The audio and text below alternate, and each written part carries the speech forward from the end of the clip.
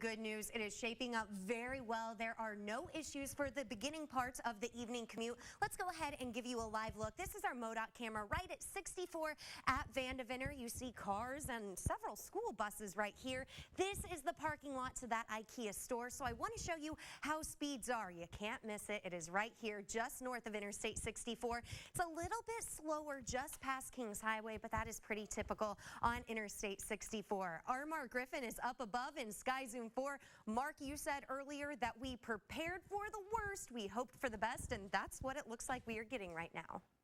It sure does, Laura. You know, space still available here on the main side. A lot of space still available. Thank you very much, Mark. And in fact, they had about 750 extra spots available.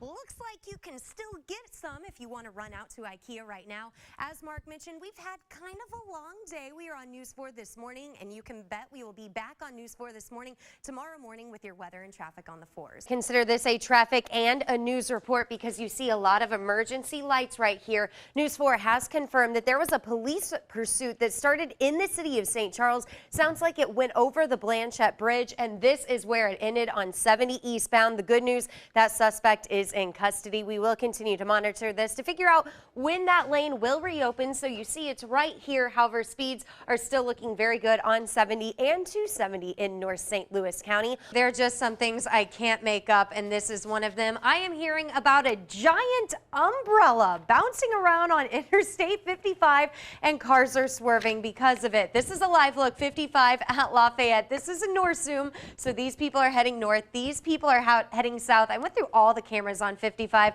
could not find that giant umbrella.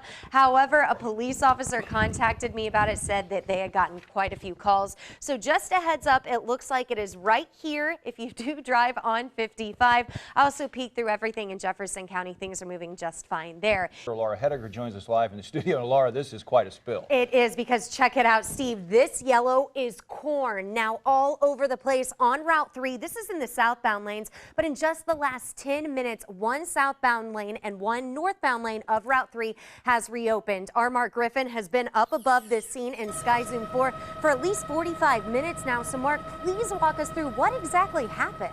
Who's that pretty lady? We got to make our way to Laura Hettiger. Congratulations, winning an Emmy for her courageous reporting during Ferguson. Look how well they all clean up. She wasn't alone. Steve Harris, another member of the News 4 This Morning team, winning for video journalist as well. And all of us there, we were all nominated. But our winners, big winners, Laura Hettiger and Steve Harris, congratulations So excited. to all of you. Thank you. Yeah. Well deserved. Thank Well you. deserved. Ooh, you look good in that dress. Oh, in particular, you can borrow it if you'd like. Could I? Yeah. Well, we should point out, in particular, you were recognized for that day when you went out and you reported all night. I did. You and photojournalist Nick Zervos. You came in at 8 p.m. I remember how afraid you were, how scared you were, but you put on your big girl boots on and you went out there. No, and you did an exceptional job. Well, I told you back you. then last year, and congratulations to you. Thank you. It was just very important for us to be out there and give our viewers right here on News 4 this morning a first-hand account of what was happening. And long hours, but I sure wouldn't change it, especially with this team. And I said that on Saturday. We just have such a special team at Channel 4 and especially News 4 this morning. All right. Very proud to be a part of it. And we're all proud of you. Thank you. Thank you. The last 20 minutes have not been good for drivers on Interstate 64. I'm tracking a new multi-car accident right before the Boone Bridge on 64 eastbound. So just a heads up for all of you. It sounds like a couple of lanes are closed. Give yourself some extra time. Speeds are not too bad, still at 55 miles per hour. They pick back up after you get over the Boone Bridge. However, 64 in the city of St. Louis, very bad right now. I'm tracking two multi-car crashes. The most recent one is right here, 64 westbound at 14th Street. The other one I've been monitoring for a few minutes is 64 westbound at Compton. If you're getting ready to walk out the door in the Metro East, you use the Poplar Street Bridge right here. 44 westbound would be your much better option this morning. Our Mark Griffin in Sky Zoom 4 is just getting to the scene. This looks like that is Union Station, and you can see the backup on 64 westbound in the city of St. Louis. Again, 44 would be your best bet today. I'm being told by police that there is a box spring in the center lane of 70 East right around Shreve. Our camera there is not very good, so I chose this at 70 at Union, which is just a little bit west of that. So if you do drive on 70 eastbound in the city of St. Louis, be prepared for that again. A box spring in the center lane. Police right now are working to get that removed. However, speeds are moving pretty well. Things are also going very well in far west St. Charles County, 65 miles per hour at the 70-64 split.